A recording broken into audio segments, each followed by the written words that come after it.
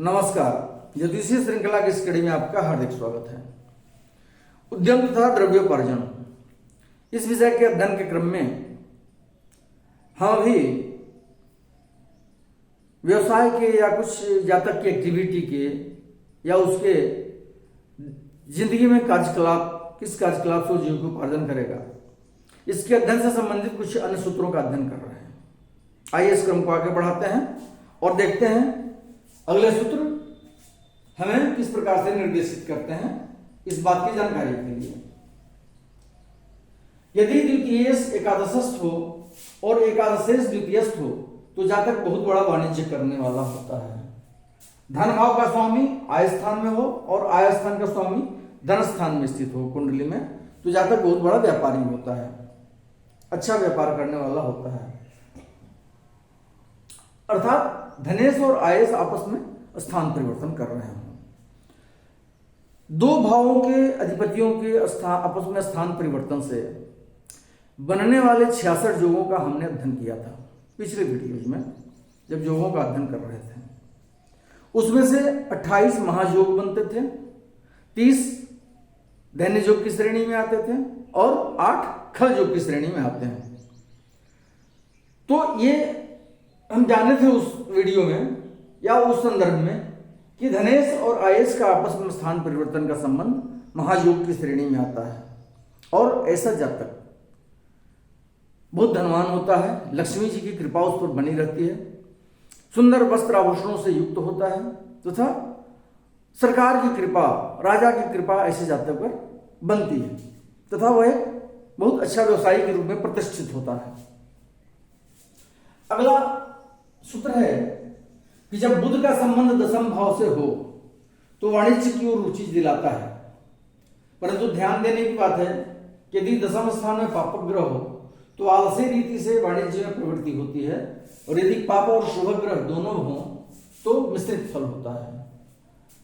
बुध ग्रह का संबंध दशम भाव में किसी भी प्रकार से हो रहा हो, या तो दशमेश बुध हो, या दशम भाव पर बुध अपनी दृष्टि डाल रहा हो, या दशम भाव में ही बुध स्थित हो, तो जातक की प्रवृत्ति वाणिज्य की ओर, व्यापार की ओर होती है। इसमें आगे कहा जा रहा है कि यदि दशम भाव में पापक ग्रह स्थित हो तो जातक आलसी प्रवृत्ति का व्यापारी होता है, और यदि पापक ग्रह और शुभ ग्रह दोनों की स्थिति दशम भाव में हो तो मिश्रित फल होता है। अगला सूत्र है, यदि सभी ग्रह आपस में त्रिकोणस्थ हो और लग्न में कोई ग्रह नहीं हो तो जातक कृषि द्वारा जीविकोपार्जन करता है। यह आवश्यक नहीं है कि पंचम और नवम स्थान में ही समस्त ग्रह हो। अभिप्राय यह है कि सातों ग्रह ऐसे 3 भावों में हो जो एक दूसरे से त्रिकोणस्थ हो, अथवा इनमें से 2 भावों में भी हो, तो यह सूत्र लागू होगा। क्या कहा जा रहा है कि सभी ग्रह आपस में त्रिकोणस्थ हो। इस स्थिति में बैठे सातों ग्रह कि एक दूसरे से त्रिकोण में स्थित हो, परंतु लग्न में कोई ग्रह नहीं हो। अब लग्न में कोई ग्रह नहीं रहने से एक त्रिकोण खाली हो गया। हम 4 त्रिकोण का अध्ययन किए थे,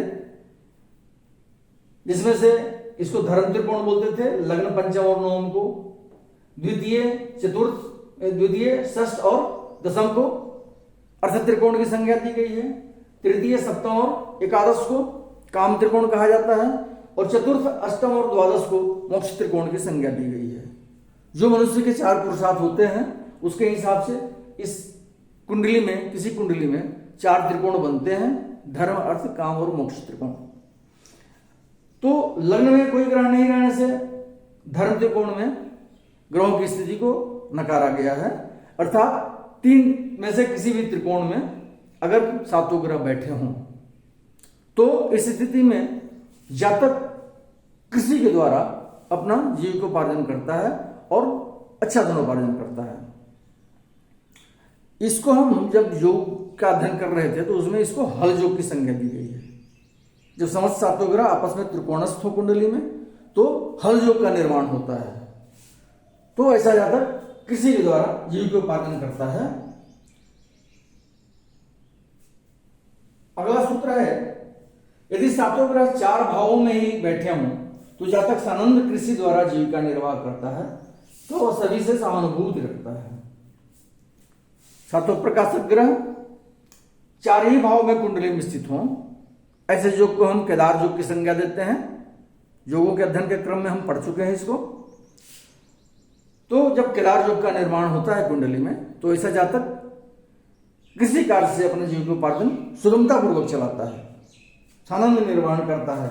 और ऐसे जातक की विशेषता होती है कि वह अपने पराये का भेद भुला करके और सभी लोगों से सहानुभूति रखता है, अपना सहानुभूति पूर्वक बर्ताव करता है। अगला सूत्र है, यदि मंगल और चतुर्थेश किसी एक केंद्र में हो, अथवा किसी एक त्रिकोण में हो, अथवा एकादशस्थ हो, और दशमेश के साथ शुक्र तथा चंद्रमा हो, अथवा शुक्र और चंद्रमा की दृष्टि उस पर पड़ती हो, तो जातक कृषि से धन प्राप्त करता है और उसके पास गौ महिष आदि अधिक रहते हैं। इस सूत्र में दो तीन बातें बताई जा रही हैं। क्या है कि मंगल और चतुर्थेश, चतुर्थ भाव का स्वामी और मंगल, दोनों एक साथ होकर के या तो किसी केंद्र में स्थित हों या त्रिकोण में स्थित हों, पंचम और नवम स्थान में, या एकादश भाव में आय स्थान में स्थित हों, मंगल और चतुर्थेश। और क्या कहा जा रहा है कि दशमेश के साथ शुक्र और चंद्रमा हो, दशम भाव का स्वामी जहां भी कुंडली में बैठा हो उसके साथ शुक्र और चंद्रमा स्थित हो, या दशमेश पर शुक्र और चंद्रमा की दृष्टि पड़ रही हो, पूर्ण दृष्टि शुक्र और चंद्रमा की दशमेश पर पड़ रही हो।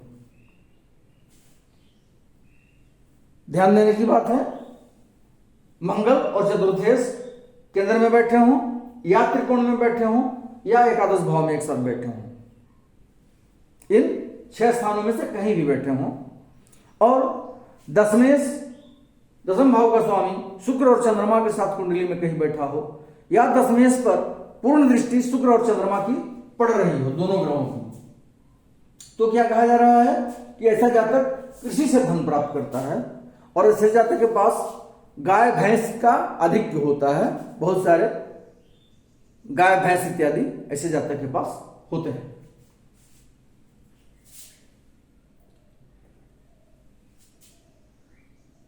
अगला कहा जा रहा है कि यदि शनि बुध और शुक्र नवमस्थ हो तो भी जातक कृषि द्वारा धनवान होता है। चंद्रमा बुध और बृहस्पति के नवमस्थ रहने से जातक आचार्य, प्रोफेसर अथवा मास्टर इत्यादि होता है।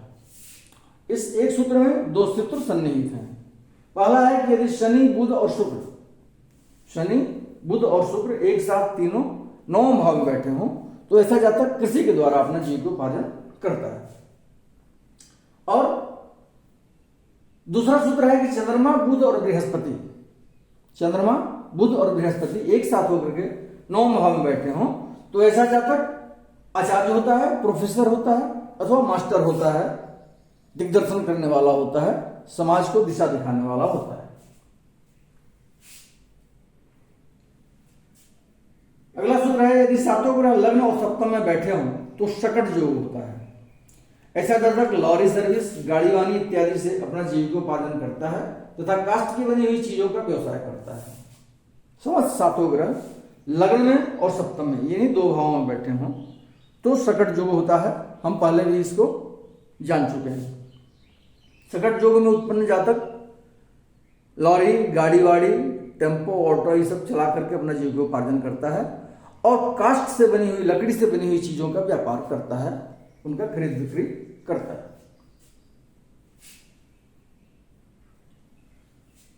अगला सूत्र है, यदि पाप ग्रह केंद्र में हो और शुभ ग्रह की दृष्टि उस पर नहीं पड़ती हो तथा बृहस्पति अष्टम स्थान में स्थित हो तो जातक मांस, मछली इत्यादि के क्रय विक्रय से जीविका निर्वाह करता है। केंद्र में पाप ग्रह बैठा हो और वैसे पाप ग्रह पर शुभ ग्रह की दृष्टि नहीं पड़ रही हो और बृहस्पति अष्टम भाव में बैठा हुआ हो तो ऐसा जातक मांस मछली का व्यापार करता है और मांस मछली के व्यवसाय से ही अपना जीविकोपार्जन करता है।